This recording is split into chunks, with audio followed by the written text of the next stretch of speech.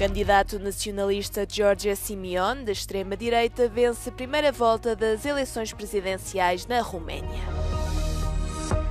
Donald Trump ameaça impor tarifas de 100% sobre filmes produzidos no estrangeiro e reabrir a prisão de Alcatraz. Testemunhas e grupos de ajuda humanitária relatam um aumento de pilhagens em Gaza perante a ameaça de fome generalizada no território. A historic night for Romania in this first round of election. The far-right candidate, Giorgia Simion, won by far the first round of the presidential election with over 40% of the vote. In the first couple of hours, the candidate of the coalition was the second, but the night ends with maybe a surprise. A surprise that leads the independent candidate, Nicu Șordan, the mayor of Bucharest, in the second round of the presidential election. 18th of May, the presidential final, let's say. We are with a great stake for Romania. We are before the final and looking to find out whether it will be the far-right candidate or if we'll have the pro-European candidate, Nicu Șordan, because this is at stake for Romanians and this election in 18 May. The road for Romania to stay in the European family, or maybe Romania to look towards the east. Absolutely. Which is very concerning right now. So everything will be decided in the next 2 weeks. O presidente dos Estados Unidos, Donald Trump, irá aplicar tarifas aos filmes feitos no estrangeiro, dando início a uma nova fase na sua guerra tarifária. Trump ameaçou uma tarifa de 100% sobre as produções internacionais e acusou outros países de destruírem a indústria cinematográfica de Hollywood. Hollywood is being destroyed. Now, you have an incompetent, grossly incompetent governor that allowed that to happen. So I'm not just blaming other nations, but other nations, a lot of them, have stolen our movie industry. And I'm saying, if they're not willing to make a movie inside the United States, and we should have a tariff on movies that come in. O presidente norte-americano também anunciou que quer abrir a famosa e há muito fechada prisão de Alcatraz, sugerindo que os imigrantes ilegais poderiam ser lá detidos sem julgamento. And I guess because the judges, so many of these radicalized judges, they want to have trials for every single, think of it, every single person that's in our country illegally, that came in illegally. That would mean millions of trials, and it's just so ridiculous what's happening. And it's long been a symbol, Alcatraz, of whatever it is. I mean, you know, it's a sad symbol, but it's a symbol of law and order. Adaptar a prisão de Alcatraz para os padrões atuais seria muito provavelmente um desafio complexo e dispendioso. A prisão foi encerrada há mais de 60 anos devido ao estado degradado das infraestruturas e aos elevados custos de manutenção. Testemunhas e grupos de ajuda humanitária em Gaza relatam um aumento das pilhagens no território.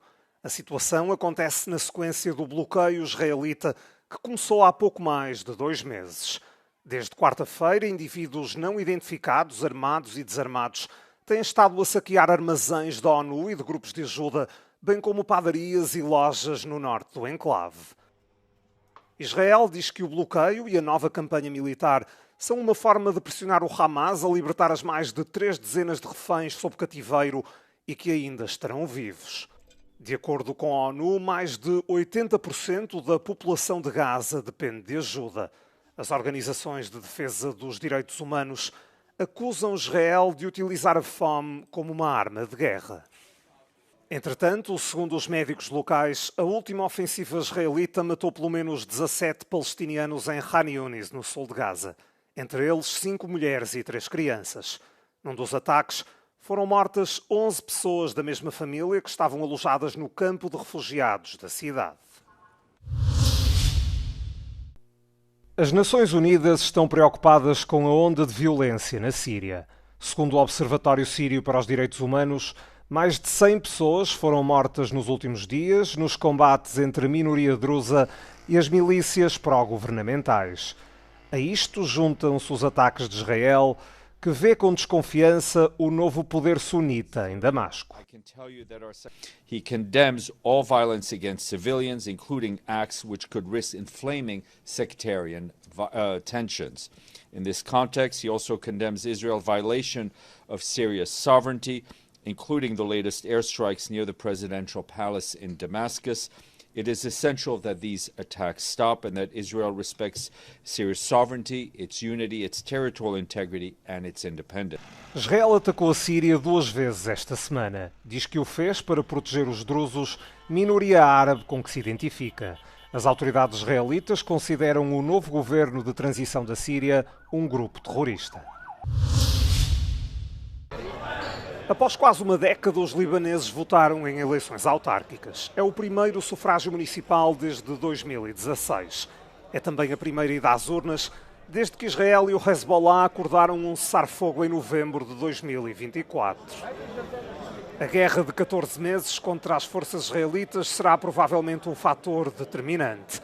As escolhas para presidentes de Câmara e dos conselhos municipais são um barómetro do impacto do conflito no apoio aos políticos e aos partidos. A votação começou nos subúrbios do sul de Beirute, onde se situa o quartel-general do Hezbollah. Espera-se que o grupo fundamentalista islâmico e o movimento Amal, também um partido xiita, obtenham a maioria dos votos neste bairro. É o local onde o ex-líder do Hezbollah, Hassan Nasrallah, foi morto em ataques aéreos israelitas no ano passado. Os eleitores disseram estar especialmente preocupados com a reconstrução das casas e com os meios de subsistência.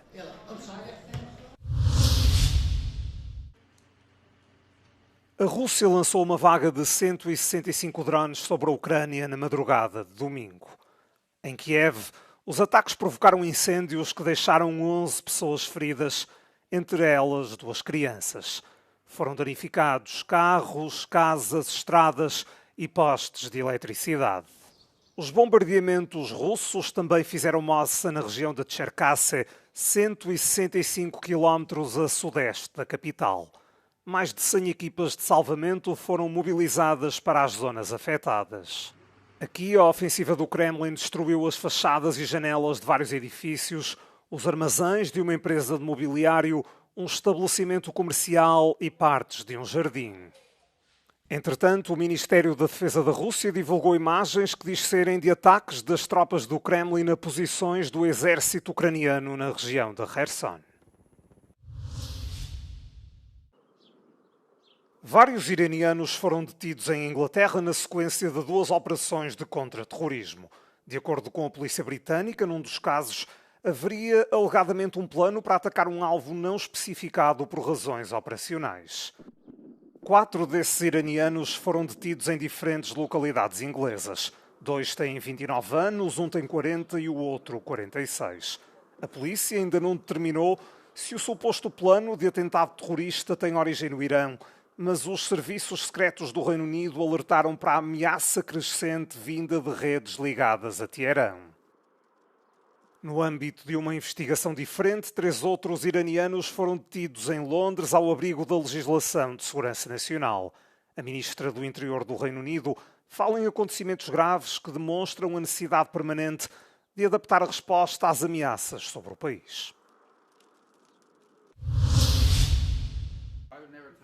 O secretário de Estado dos Estados Unidos afirmou que a Alemanha é uma tirania disfarçada. A mensagem foi deixada por Marco Rubio na rede social X, depois de os serviços secretos alemães terem classificado o partido Alternativa para a Alemanha, AfD, como extremista de direita. Rubio pediu mesmo que Berlim reconsidere a decisão.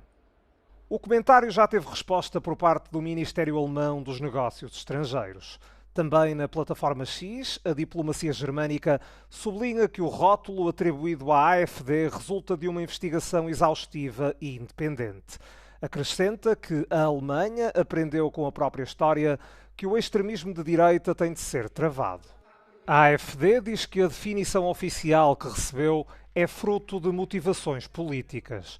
Donald Trump, Elon Musk e o vice-presidente norte-americano J.D. Vance já manifestaram apoio ao partido alemão. Warren Buffett anunciou que vai deixar a liderança da Berkshire Hathaway no final do ano. O multimilionário norte-americano de 94 anos propõe ao Conselho de Administração que seja Greg Abel a substituí-lo. O canadiano, 32 anos mais novo, trabalha há 25 no grupo empresarial.